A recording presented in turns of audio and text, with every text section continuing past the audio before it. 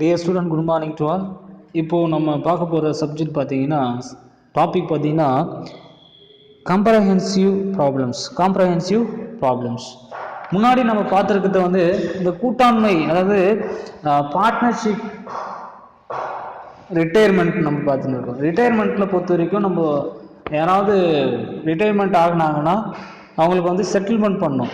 For equal sharing வந்து பிரித்து கொடுக்கணும், லாப நஷ்டத்தை வந்து பிரித்து கொடுக்கணும். அது இல்லாமல் அவரும் வந்து அந்த விலகும் கூட்டாளி இருக்கார்ல, ரிட்டையர்மெண்ட் ஆகக்கூடிய கூட்டாளியும் என்ன பண்ணணும், அது வந்து அந்த ஷேர்லேருந்து அவர் பிரித்து எடுத்துன்னு போகணும். அதை பற்றி நம்ம ஜேர்னலில் என்ட்ரி பண்ணணும். அடுத்தது பார்த்திங்கன்னா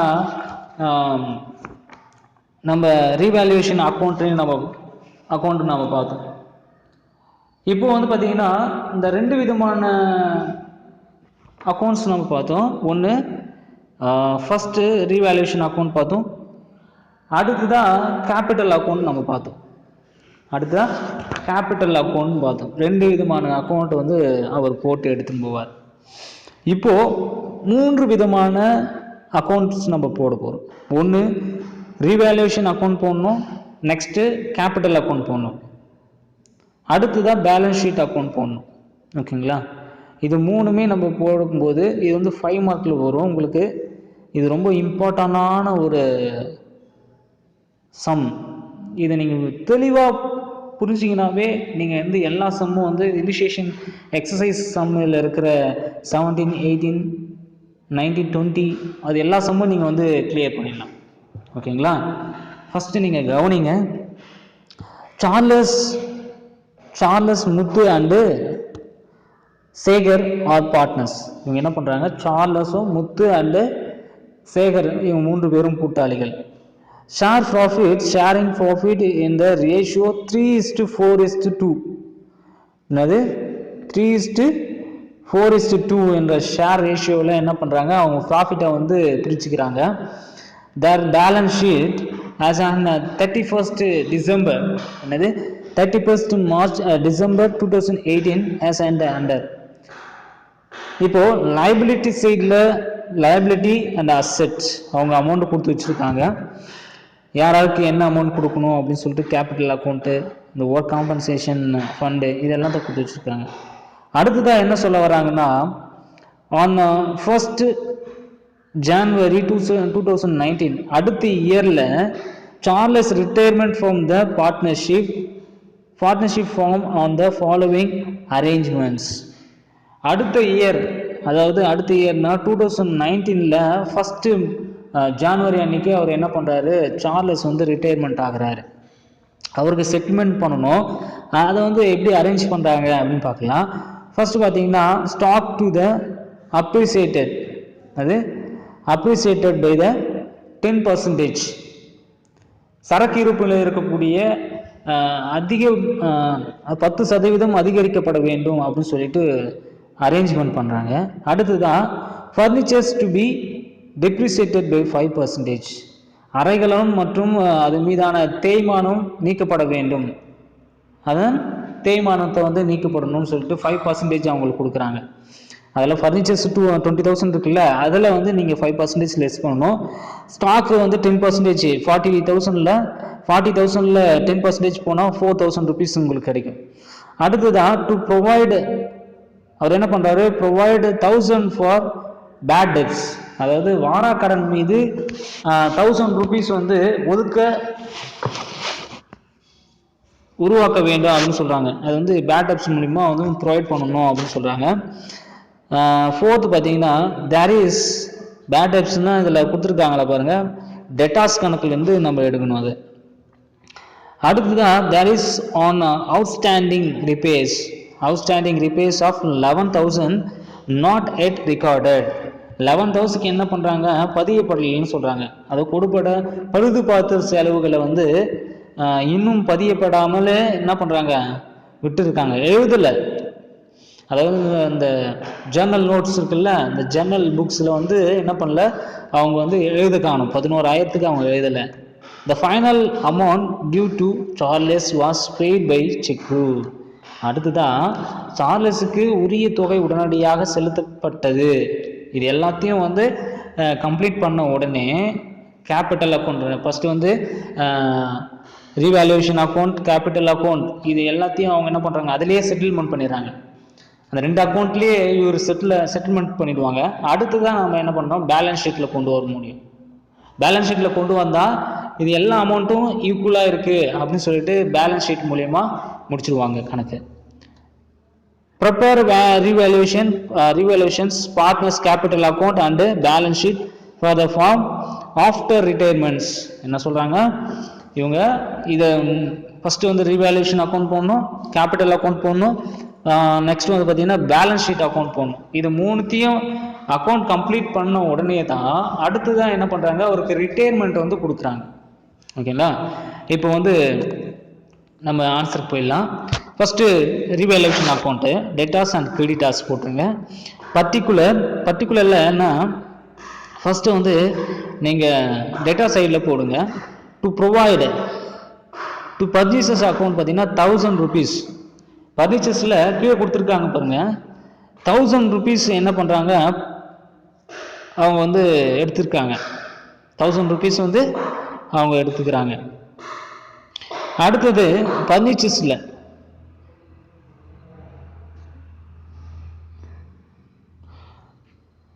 ப்ரிவென்ஷன் ஃபார் பேட் டெப்ஸ் அக்கௌண்ட்டில் 1000 rupees வந்து என்ன பண்ணுறாரு, அவருக்கு ஒதுக்கப்படுறாங்க. அடுத்தது அவுட்ஸ்டாண்டிங் ரிப்பேர்ஸ் 11,000 வந்து என்ன பண்ணுறாங்க, 11,000 rupees போடுறாங்க. இப்போ ஃபர்னிச்சர்ஸ் அக்கௌண்ட்டில் பார்த்தீங்கன்னா 5% என்ன பண்ணுறாங்க, அவங்க வந்து டெப்ரிசியேட் பண்ணுறாங்க. எப்படின்னா 20,000 இன்ட்டு 5%, 5 divided by 100, 100ல் 00 இங்கே கேன்சல் ஆகிடும், 200 இருக்கும். 200ல் 5 into 2 1000 rupees, 5 into 2 1000 rupees. ஓகேங்களா? அதுதான் வந்து பர்னிச்சர்ஸ் அக்கௌண்ட்டில் அங்கே சொல்லப்பட்டிருக்காங்க. அடுத்தது பேட் டெப்ஸ் ஒரு 1000 rupees கொடுத்துருக்காரு, ப்ரொவைட் பண்ணுறாங்க. நெக்ஸ்ட் பார்த்தீங்கன்னா அவுட்ஸ்டாண்டிங் ரிப்பேர்ஸ் 11,000 rupees. இது ஆட் பண்ணிங்கன்னா 13,000 rupees வந்து உங்களுக்கு கிடைக்கும். இதான் வந்து டோட்டல் அமௌண்ட் வந்து 13,000 rupees. அடுத்ததான் நீங்கள் வந்து கிரெடிட் சைடில் பை ஸ்டாக் அக்கௌண்ட்டில் பார்த்தீங்கன்னா இங்கே 40,000 rupees வந்து அவங்க கொடுத்துருக்காங்க. 10% அப்ரிசியேட்டட் கொடுத்துருக்காங்க. 10% வந்து அப்ரிசியேட் கொடுத்துருக்காங்க. அப்போது 10% போச்சுன்னா மீதி 4,000 rupees வந்து 40,000ல் 4,000 rupees உங்களுக்கு கிடைக்கும். By loss on revaluation transfers to, ஏன்னா இங்கே பாருங்கள் சொல்லப்பட்டிருக்கு பாருங்க, இது ரொம்ப முக்கியமானது நீங்கள் பார்க்க வேண்டியது. Profit and losses account loss கேட்டிருக்காங்க. இங்கே அசட்டில் வந்தாவே எப்பவுமே லாஸ் தான், நல்லா ஞாபகம் வச்சுங்க. முன்னாடி நான் ஒரு சம்மில் சொல்லப்பட்டிருக்கு, நீ இதுதான் நோட் பண்ணணும். நீங்கள் ஃபஸ்ட்டு இதை தான் நோட் பண்ணணும், இந்த சம்மில் இது இருக்கா அப்படின்னு பாருங்கள், எந்த சைடு இருக்குதுன்னு பாருங்கள், லைபிலிட்டி சைடு இருக்கா இல்லை அசட் சைடு இருக்கான்னு நீங்கள் முதல்ல சம்மை எடுத்து பார்த்த உடனே நீங்கள் கண்டுபிடிச்சிடலாம். ஓ இது வந்து ப்ராஃபிட்டு, இது லாஸ் அக்கௌண்ட்டு அப்படின்னு நீங்கள் க்ரியேட் பண்ணிக்கோங்க. அப்போ என்னென்னா by loss on revaluations transfers to Charles capital account 3, அதாவது அவங்க என்ன சொல்கிறாங்கன்னா அந்த 9,000 rupeesல வந்து 1 second, இப்போ 4,000 rupees இருக்குல்ல, அந்த 4,000 rupees வந்து 13,000ஓட லெஸ் பண்ணிங்கன்னா 9,000 rupees கிடைக்கும். அப்போது இந்த 9,000 rupees தான் வந்து என்னென்னா லாஸ் ரொம்ப கம்மியாக இருக்குது. அதனால் என்ன ஆகுனா இவங்க 3 பேருக்கும் வந்து சார்லஸ் அக்கௌண்ட் வந்து 3:9 ரேஷியோவில் என்ன பண்ணோம், பிரித்து கொடுக்கணும். அதாவது 3:9. அடுத்ததான் வந்து முத்து கேபிட்டல் அக்கௌண்ட்டில் 4 ரேஷியோவில் கொடுக்குறாங்க. 4 ரேஷியோவில் வந்து என்ன பண்ணுறாங்க, 4/9 அந்த ரேஷியோவில் என்ன பண்ணுறாங்க, பிரித்து கொடுக்குறாங்க. அடுத்ததாக வந்து சேகர் கேபிட்டல் அக்கௌண்ட்டில் வந்து 2 ரேஷியோவில் கொடுக்குறாங்க. 2 ரேஷியோவில் அவங்க வந்து பிரித்து கொடுக்குறாங்க. 3,000, 4,000, 2,000 மொத்தம் 9,000 rupees வந்து அவங்களுக்கு கிடைச்சிது. ஓகேங்களா? எல்லாருக்குமே வந்து அந்த ஷேரிங் பிரகாரம் கொடுத்துட்டாங்க. இதுதான் வந்து ரீவேல்யூஷன் அக்கௌண்ட். ஓகேங்களா? எப்பவுமே நம்ம வந்து இந்த அமௌண்ட் எப்படி வந்தது அப்படின்னு வந்து நீங்கள் கன்ஃபியூஷன் ஆகக்கூடாது. ஃபஸ்ட்டு நீங்கள் இந்த டெட்டா சைட்லேயோ ஃபஸ்ட்டு ப்ராஃபிட் ஆர் லாஸ் எந்த சைடில் இருக்குதுன்னு முதல்ல பாருங்கள். அதுக்கேற்ற மாதிரி தான் சம்மு போட முடியும். ஓகேங்களா? அசட் சைடில் இருந்ததுன்னா அசட் சைடில் இருந்துன்னா டெட்டாஸில் வரும், லைபிலிட்டி சைடில் இருந்தால் கிரெடிட் சைடில் வரும். ஓகேங்களா, இதுதான் உங்களுக்கு வந்து சம்முக்கான ப்ரொசீஜர். அடுத்தது என்ன பண்ணணும்னா, இங்கே 13,000 rupees வந்து டோட்டல் அமௌண்ட் இருக்குல்ல, அந்த டோட்டல் அமௌண்ட்டை வச்சு தான் நீங்கள் என்ன பண்ணணும், லெஸ் பண்ணணும். இது கிரெடிட் சைடாக இருந்தாலும் சரி, டெபிட் சைடாக இருந்தாலும் சரி, அதுதான் வரும். ப்ராஃபிட்டாக இருந்தாலும் சரி, லாஸாக இருந்தாலும் சரி, இப்படி தான் வந்து நம்ம லெஸ் பண்ணிவிட்டு அப்புறமேட்டு தான் ஷேரிங் வந்து பிரித்து கொடுக்கணும். ஓகேங்களா, இந்த சம்மை பொறுத்த வரைக்கும் அப்படி தான் வரும். அடுத்து தான் நம்ம வந்து கேபிட்டல் அக்கௌண்ட் போடலாம். இப்போ கேபிட்டல் அக்கௌண்ட் பொறுத்த வரைக்கும் என்னென்னா, first particular Charles Muthu Sekar account நம்ம போட்டுக்கிறோம். இங்கே சொல்லப்பட்டிருக்கோங்க profit and to profit and losses account. Profit and losses account பார்த்தீங்கன்னா, இந்த இடத்துல நம்ம சார்லஸ் 30,000 rupees கொடுத்துருப்பாங்க. அதை வந்து என்ன பண்ணணும், 3 ரேஷியோவில் நம்ம போடணும். 3 ரேஷியோவில் நம்ம அதை கன்வெர்ட் பண்ணிக்கணும். அடுத்ததாக வந்து முத்து அக்கௌண்ட்டில் அதேமாரி நம்ம 40,000 rupees இங்கே கொடுத்துருக்காங்கல்ல, இந்த 40,000 rupees வந்து என்ன பண்ணணும், 4 ரேஷியோவில் கொடுத்துருக்காங்க. அடுத்தது சேகர் அக்கௌண்ட்டை வந்து என்ன பண்ணணும், 2 ரேஷியோவில் வந்து பிரிச்சுக்கணும். நெக்ஸ்ட் என்னென்னா, டு ரீவேல்யூஷன் அக்கௌண்ட்டில் லாஸ் நம்ம காட்டியிருந்தாங்கல்ல, ரீவேல்யூஷனில் லாஸில் காட்டியிருந்தாங்கல்ல 3,000, 4,000, 2,000 rupees வந்து அந்த பர்சனுக்கு ஏற்ற மாரி நம்ம போட்டுக்கணும். டு பேங்க் அக்கௌண்ட் எவ்வளோ கொடுத்துருக்காங்க, 30,000 rupees வந்து பேங்க் அக்கௌண்ட் வந்து யார், சார்லஸ் அக்கௌண்ட்டில் என்ன பண்ணுறாரு, சார்லஸ் வந்து அவர் வந்து அவர் அக்கௌண்ட்டுக்கு நாங்கள் போடுறாங்க, சார்லஸ் அக்கௌண்ட்டுக்கு நம்ம போடுறாங்க 30,000 rupees datas. Charles account 30,000 rupees வந்து அங்கே போடுறாங்க. ஓகே, அது அப்படியே விட்டுருங்க. நெக்ஸ்ட் இந்த பக்கம் கிரெடிட்டர் சைடில் வரும்போது பை பேலன்ஸ் பார் டவுன் பொறுத்த வரைக்கும் என்னென்னா, 30,000 rupees வந்து என்ன பண்ணுறாங்க, ஃபஸ்ட்டே வந்து ஷேரிங் ப்ராஃபிட்டில் கொடுத்துருக்காங்க பார்த்தீங்களா, 30,000 rupees, 40,000, 20,000 rupees வந்து என்ன அவங்கவுங்க ஷேர் கேபிட்டல் அக்கௌண்ட்டை வந்து இங்கே போட்டிருக்காங்க. ஸோ அதை போட்டுக்கணும். Next by workman compensation fund வந்து 9,000 rupees, 12,000 rupees, 6,000 rupees வந்து காம்பன்சேஷன் அக்கௌண்ட்டில் லைபிலிட்டி சைடில் கொடுத்துருப்பாங்க, அதை எடுத்து நீங்கள் போட்டுருங்க. ஓகேங்களா, இப்போ இது ஆட் பண்ணும்போது டோட்டல் அமௌண்ட்டை ஆட் பண்ணும்போது ஃபஸ்ட்டு சார்லஸ்க்கு வந்து 39,000 rupees வரும், முத்து அக்கௌண்ட்டு பார்த்தீங்கன்னா 52,000 rupees வரும், சேகர் அக்கௌண்ட்டுக்கு வந்து 26,000 rupees வரும். இதுதான் வந்து டோட்டல் அமௌண்ட் ஆஃப் காலம். ஓகேங்களா, டோட்டல் அமௌண்ட். இந்த டோட்டல் அமௌண்ட்டில் ஆல்ரெடி இங்கே 30,000 rupees பேங்க்கு டெபிட் பண்ணியிருக்காங்க பார்த்தீங்களா, கிரெடிட் பண்ணியிருப்பாங்க யாருக்கு, சார்லஸ்க்கு. ஸோ அதை நீங்கள் விட்டுருங்க. முன்னாடி இருக்கிறதுக்கு மேலே பார்த்தீங்கன்னா அதை ஆட் பண்ணிக்கோங்க. 39,000 rupees வருதா இல்லையா அப்படின்னு பார்த்துங்க. அப்போ அது வந்தால் ஆன்சர் ரைட்டு. அடுத்ததாக முத்து அக்கௌண்ட்டில் 52,000 வந்து 52,000 12,000 லெஸ் பண்ணிங்கன்னா 40,000 rupees உங்களுக்கு வந்து கிடைக்குது. இதுதான் வந்து பேலன்ஸ் கேரி டவுன் அப்படின்னு சொல்லுவாங்க. அடுத்ததான் நம்ம சேகர் அக்கௌண்ட்டில் 6,000 rupees 26,000 rupees போச்சுன்னா 20,000 rupees உங்களுக்கு கிடைக்குது. இது அடுத்த இயருக்கு அடுத்த மந்த்துக்கான அதாவது பேலன்ஸ் பார் டவுன் தொடக்க ரக்கம், அதாவது தொடக்க முதலீடு அப்படின்னு சொல்லுவாங்க. கையிருப்பு ரொக்கம் வந்து தொடக்க முதலீடு கையிருப்பு அப்படின்னு சொல்லுவாங்க. இதுதான் வந்து அடுத்த மாதத்துக்கான தொடக்க கையிருப்பு ரொக்கம். ஓகேங்களா, இதை என்ன பண்ண போகிறோம், நெக்ஸ்ட் வந்து நம்ம பேலன்ஸ் ஷீட் அக்கௌண்ட்டில் நம்ம போட போகிறோம். எப்படி அப்ளை பண்ணோம்னா, ஃபஸ்ட்டு வந்து லைபிலிட்டி சைடு எடுத்துக்கலாம். கேபிட்டல் அக்கௌண்ட் வந்து ஏன்னா பழைய ஓல்டு ரேஷியோவில் நம்ம போடுறோம். சார்லஸ் வந்து ஆல்ரெடி ரிட்டையர்மெண்ட் ஆகிட்டார், முதல்ல நோட் பண்ணி வச்சுங்க. சார்லஸ் வந்து ரிட்டையர்மெண்ட் ஆகிட்டார், அதனால் சார்லஸ் அக்கௌண்ட் வந்து கேன்சல் பண்ணிக்கோங்க.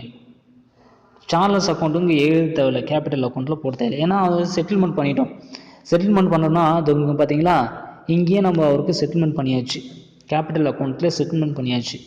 அதனால் எந்த ஒரு ப்ராப்ளமும் கிடையாது. அடுத்து தான் நம்மளுக்கு 2 பார்ட்னர் இருக்காங்க, கேபிட்டல் அக்கௌண்ட்டு 2 பார்ட்னர் இருக்காங்க. 2 பார்ட்னர் அக்கௌண்ட் மட்டும் தான் நாங்கள் போடணும். முத்து அக்கௌண்ட்டும் ஷேகர் அக்கௌண்ட்டும் தான் நம்ம போட போகிறோம். சன்ரி கிரெடிட்டர்ஸில் 33,000 வந்து கொடுத்துருப்பாங்க. அந்த 33,000 ருபீஸுங்க நம்ம வந்து அவுட் காலமில் நம்ம போட்டுக்கிறோம். ஓகேங்களா. அவுட்ஸ்டாண்டிங் ரிப்பேர்ஸ் 11,000 ருபீஸ் வந்து அவுட்ஸ்டாண்டிங் ரிப்பேர்ஸ் கொடுத்துருக்காங்கள, அதை நம்ம போட்டுக்கணும். இப்போ ஆட் பண்ணிங்கன்னா ஆட் பண்ணும்போது 1,04,000 ருபீஸ் வரும். ஓகேங்களா. டோட்டல் அமௌண்ட் வந்து 1,04,000 ருபீஸ் வரும். இப்போது நம்ம அசட் சைடில் வரும்போது ஃபர்னிச்சர்ஸ் எவ்வளோ 20,000 ருபீஸ் அங்கே மேலே கொடுத்துருக்காங்க. டெப்ரிசியேஷன் எவ்வளோ கொடுத்துருக்காங்க, 5% வந்து டெப்ரிசியேஷனாக கேட்டுருக்காங்க. அப்போ 5% போச்சுன்னா மீதி 1,000 ருபீஸ் வரும். இதை 1,000 ருபீஸை என்ன பண்ணோம், நம்ம லெஸ் பண்ணி 9,000 ருபீஸை வந்து 19,000 ருபீஸை நம்ம அவுட் காலத்தில் நம்ம போகிறோம். அவுட் காலம் அமௌண்ட்டில் நம்ம போட்டுக்கிறோம். அடுத்ததாக ஸ்டாக் அக்கௌண்ட்டில் 40,000 ருபீஸ் கொடுத்துருக்காங்க. 10% இது வந்து நல்லா நோட் பண்ணிச்சிங்க. ஆட் அப்ரிசியேஷன் அப்படின்னு கேட்டாங்கன்னு ஆட் பண்ணிக்கோங்க. அப்ரிசியேஷன் அமௌண்ட் எல்லாமே ஆட் பண்ணணும். ஓகேங்களா. அப்ரிசியேஷன் அமௌண்ட் எதில் கொடுக்குறாங்களோ அதை நீங்கள் ஆட் பண்ணிக்கோங்க. நல்லா நோட் பண்ணிக்கோங்க. அப்ரிசியேஷன் அமௌண்ட் வந்தாவே ஆட் பண்ணிக்கோங்க. அப்போ ஆட் அப்ரிசியேஷன் அதில் வந்து பார்த்திங்கன்னா 10% அவங்க வந்து 10% கொடுத்துருக்காங்க. அது வந்து நீங்கள் ஆட் பண்ணிக்கோங்க. 40,000 ருபீஸ் 44,000 ருபீஸை வந்து என்ன அவுட் காலமில் வரும். டெட்டாஸில் 30,000 ருபீஸ் கொடுத்துருக்காங்க. ஏன்னா ஆல்ரெடி நம்ம என்ன பண்ணியிருக்காங்க, 30,000 ருபீஸ் சார்லஸ்க்கு நம்ம என்ன பண்ணுறாங்க, டெட்டாஸ் அவங்க கொடுத்துருக்காங்க. இங்கே பேங்க் அக்கௌண்ட் நம்ம போட்டிருக்கோம். இப்போது இங்கே 30,000 ருபீஸ் போட்டாச்சு. இங்கே லெஸ் ப்ரிவென்ஷன் ஃபார் பேட் டெப்ஸில் 1,000 ருபீஸ் வந்து லெஸ் பண்ணிக்கணும். ஓகேங்களா. Preventions for bad debts 1,000 rupees வந்து இங்கே லெஸ் பண்ணிக்கிறோம். லெஸ் பண்ணும்போது என்ன ஆகும்னா 29,000 ருபீஸ் வந்து அவங்களுக்கு கிடைக்கும். அந்த அவுட் காலமில் போட்டுங்க. கேஷ் அட் பேங்க் அப்படின்னு பார்க்கும்போது 42,000 கேஷ் அட் பேங்க் 42,000. நெக்ஸ்ட் பார்க்கும்போது less amount paid to Charles. இங்கே நம்ம அமௌண்ட் பெய்ட் பண்ண பார்த்தீங்களா, டு பேங்க் அக்கௌண்ட்லேருந்து பெய்ட் பண்ணாங்களா, அந்த அமௌண்ட் பார்த்தீங்கன்னா சார்லஸ் அமௌண்ட் வந்து 30,000 ருபீஸ் வந்து அவர் அமௌண்ட் பெய்ட் பண்ணியிருக்காரு. அதை வந்து லெஸ் பண்ணிக்கணும். அப்போ லெஸ் பண்ணும்போது 42,000ல் 30,000 போச்சுன்னா 12,000 ருபீஸ் உங்களுக்கு கிடைக்கும். இதை நீங்கள் ஆட் பண்ணும்போது 1,04,000 ருபீஸ் வந்தால் உங்களுக்கு ஆன்சர். இந்த சம் வந்து ரைட். ஓகேங்களா. இதே இங்கிலீஷ் எக்ஸசைஸ் சம்மில் 17, 18, 19, 20 இந்த 4 சம்மு இருக்குது. அதை வந்து நீங்கள் போடுங்க. ஒரே சேம் ப்ராசஸ் தான், ஈஸியாக இருக்கும். நீங்கள் போட்டிங்கன்னா 5 மார்க் உங்களுக்கு. ஓகேங்களா. வீட்டிலேருந்து ப்ராக்டிஸ் பண்ணுங்கள். ஒவ்வொரு சம்மாக நீங்கள் போட்டு பாருங்கள். ஓகேங்களா. அப்புறம் எக்ஸாம் கண்டிப்பாக வைப்பாங்க. ஜூன் ஜூலையில் வைப்பாங்க. நிச்சயமாக உங்களுக்கு வந்து ரொம்ப அந்த டைமில் ரொம்ப கஷ்டப்படாதீங்க. இப்போவே நீங்கள் ப்ராக்டிஸ் பண்ணிங்கன்னா ஈஸியாக இருக்கும். படிக்கிறத விட என்ன வேலை இருக்க போகுது, விளையாடுற டைமில் விளையாடிட்டு மீதி டைமில் நீங்கள் படிக்க வேண்டியது தான். ஓகேங்களா. படிங்க, நல்லா ப்ராக்டிஸ் பண்ணுங்கள். அக்கௌண்ட்ஸ் பொறுத்த வரைக்கும் நல்லா ப்ராக்டிஸ் பண்ணுங்கள். எந்தெந்த ஐட்டம்ஸ் எல்லாம் எங்கெங்கே இருக்குது அப்படின்னு சொல்லிட்டு நீங்களே வந்து இதை ரிசர்ச் பண்ணுங்கள். நீங்களே ரிசர்ச் பண்ணி ஒவ்வொரு அக்கௌண்ட்ஸ் நீங்களே போடுங்க. போட்டால் தான் உங்களுக்கு வந்து புரியும். ஓகேங்களா. தேங்க்யூ.